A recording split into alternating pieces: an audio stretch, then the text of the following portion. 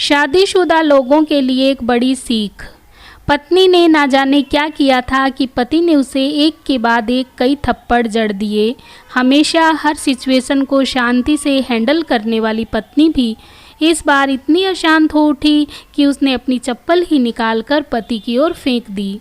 चप्पल पति के बालों को छूते हुए निकल गई। ये किस्सा यहीं पर ख़त्म हो सकता था, मगर पति ने इसे अपनी मर्दानगी का विषय बना लिया और बात बद से बदतर होती चली गई। रिश्तेदारों ने भी आग में घी का काम किया।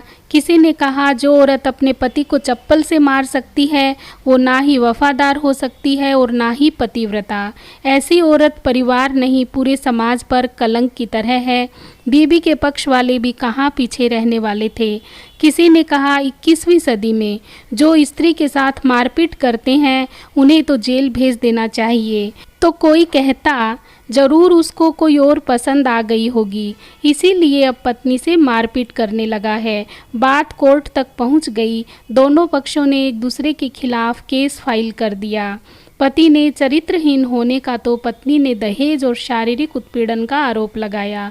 2 वर्षों से अधिक समय के लिए केस चला। इन 2 वर्षों के दौरान दोनों पति पत्नी अलग अलग रह रहे थे।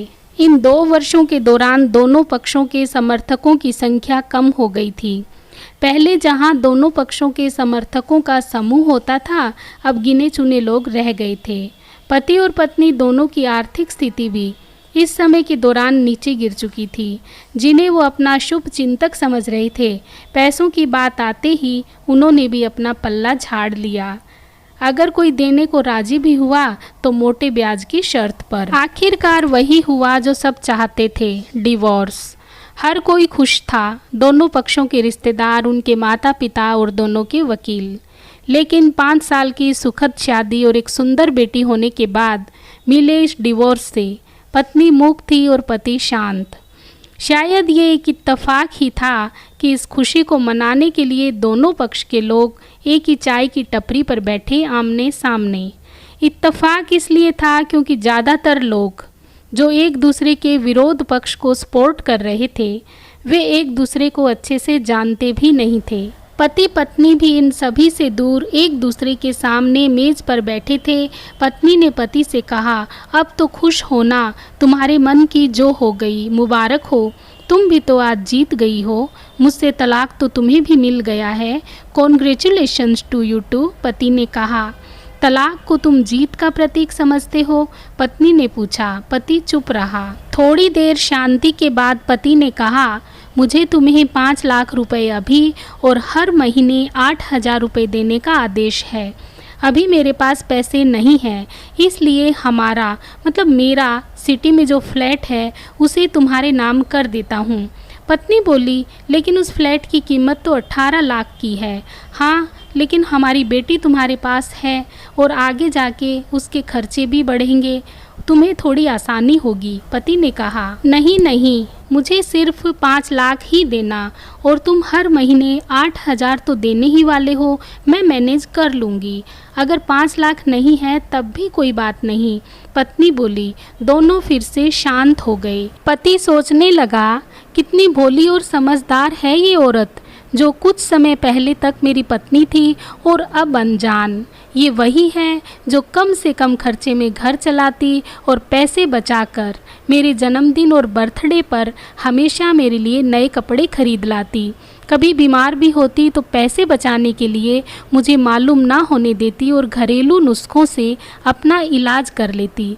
मगर घर में कोई और बीमार होता तो तुरंत डॉक्टर के पास लेकर जाती। मेरी ही मति मारी गई थी। मैं ही अपनी झूठी मर्दानगी के चक्कर में इतनी बड़ी गलती कर बैठा। पत्नी के दिमाग में भी उथल पुथल चल रही थी। अभी भी वैसे का वैसा ही है। पहले भी खुद से ज़्यादा हमारे बारे में सोचता था और अब भी वही कर रहा है। ये वही आदमी है जो मुझे एक्सीडेंट से बचाने के लिए खुद मोटरसाइकिल के आगे कूद पड़ा था और अपनी उंगली तुड़वा बैठा था। पता नहीं कौन सी मनहूस खड़ी में मैं झगड़ा कर बैठी। पति ने मौन तोड़ते हुए पूछा, अब तुम्हारी कमर का दर्द कैसा है? ज़्यादा तकलीफ तो नहीं होती? पत्नी हल्का मुस्कुराई और बोली, अभी भी होता है, अब तो पेट में भी क्रम्स उठते हैं। वो तो होगा ही, तुम योगा या कसरत भी तो नहीं करती हो, अब किसी गायनाकोलॉजिस्ट को ज़रूर दिखा देना, पति ने कहा। तुम बताओ तुम्हारा अस्थमा कैसा है अब? क्या अब भी दौरे पड़ते हैं? पत्नी ने पूछा। हाँ पड़ते हैं, पहले से ज़्यादा, क्योंकि अक्सर इनहेलर भूल जाया करता हूँ, याद दिलाने के लिए तुम जो नहीं हो अब, पति बोला। पत्नी की आंखों में आंसू आ गए। वो बोली, तुम्हें मेरे चरित्र पर सवाल नहीं उठाने चाहिए थे तो ये परिस्थिति आती ही नहीं। हाँ मैं जानता हूँ तुम बहुत अच्छी हो, मुझसे गलती हो गई, बहुत बड़ी गलती, मैं लोगों के बहकावे में आ गया था, पति बोला। तुमने भी तो मुझ पर दहेज का इल्ज़ाम लगाया था, पति ने कहा। वो गलत था और इस बात का मुझे पछतावा हुआ, पत्नी ने कहा।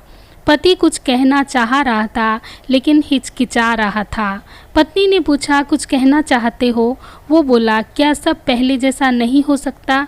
क्या मतलब? पत्नी बोली, मतलब कि हम फिर से पहले की तरह पति पत्नी बनकर, सच्चे दोस्त बनकर नहीं रह सकते? पर ये डिवोर्स के पेपर दिखाते हुए पत्नी ने कहा।